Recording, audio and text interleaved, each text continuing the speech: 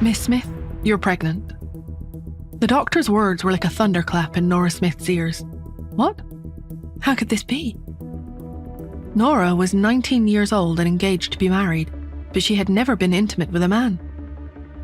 But the doctor handed her the medical report so she could see for herself. "You're already well along in your pregnancy. You're not in good health, so I'm afraid an abortion would be too risky for you. Your only option at this point is to give birth to the child." Nora returned home in a daze.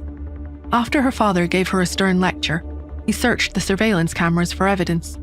But all he found was that 4 months ago, Nora had indeed stayed home for a couple of weeks because she hadn't been feeling well. She hadn't gone out at all.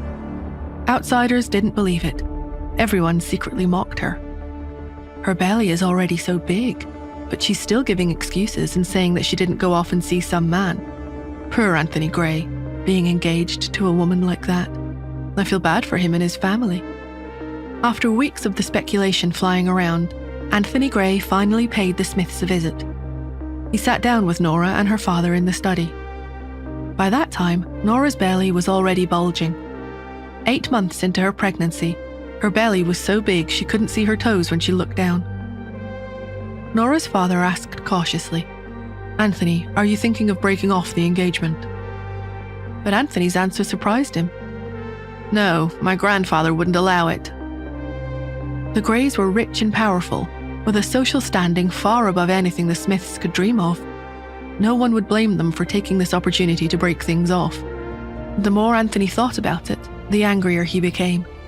"I already can't stand the sight of her pig-like face. Now she's pregnant with some other man's child. Why should I have to take responsibility for her screw-up? I'm not interested in being a hero." Immediately, Nora's father said, "Anthony, don't worry. I'll send the baby away as soon as she gives birth." Nora, who had kept quiet this whole time, suddenly raised her head. No. The child was innocent. She had decided she couldn't abandon it. She wanted to cancel the engagement too. At that exact moment, Nora suddenly felt waves of pain and convulsions in her abdomen. "This is it," she thought with alarm. "I'm going into labor."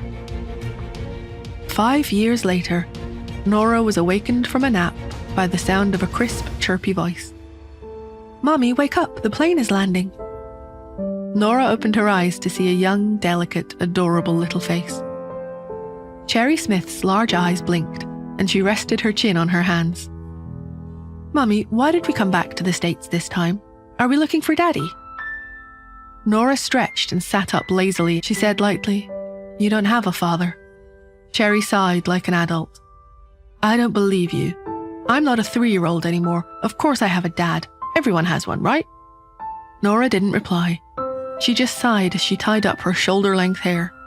Her fair skin and sharp, pert nose, coupled with her rosy lips and graceful figure, made her a beautiful sight on the plane.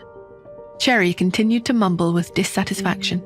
"If we aren't looking for Daddy, then are we looking for my big brother?" Big brother.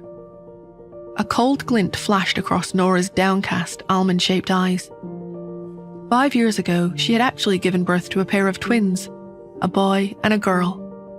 But Nora's father had ignored her wishes and tried to take the 2 children away.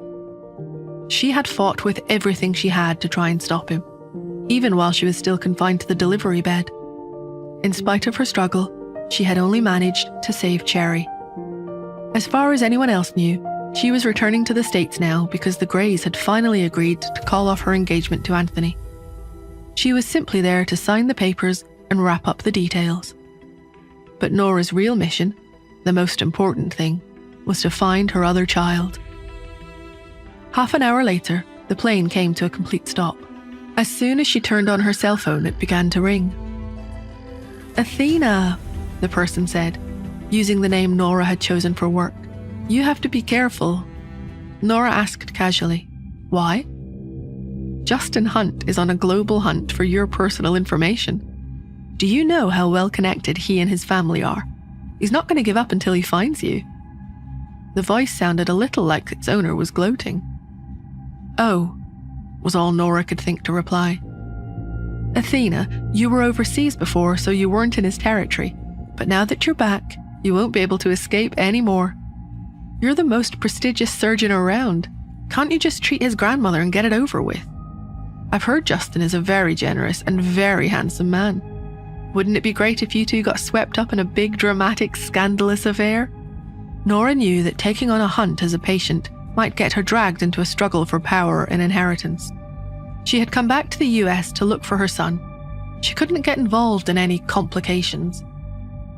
As she approached the exit, Nora spotted a familiar figure in the arrivals area. A man stood at a prominent spot at the exit of the airport. He looked a little more mature than he had 5 years ago, but he hadn't changed all that much. There he was, her fiancé, Anthony Gray.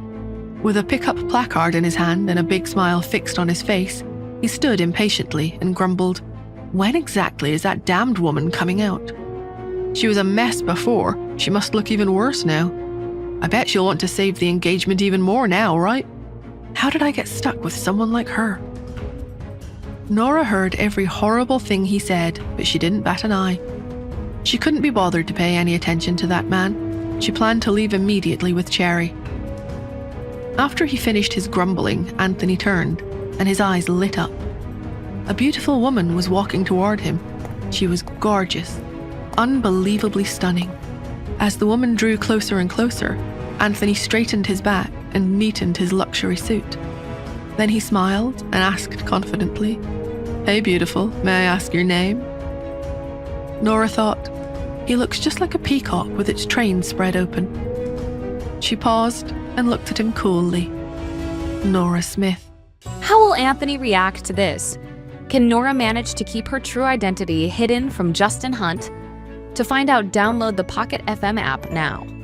Link in the description. Pocket FM audio app, and listen to the entire series.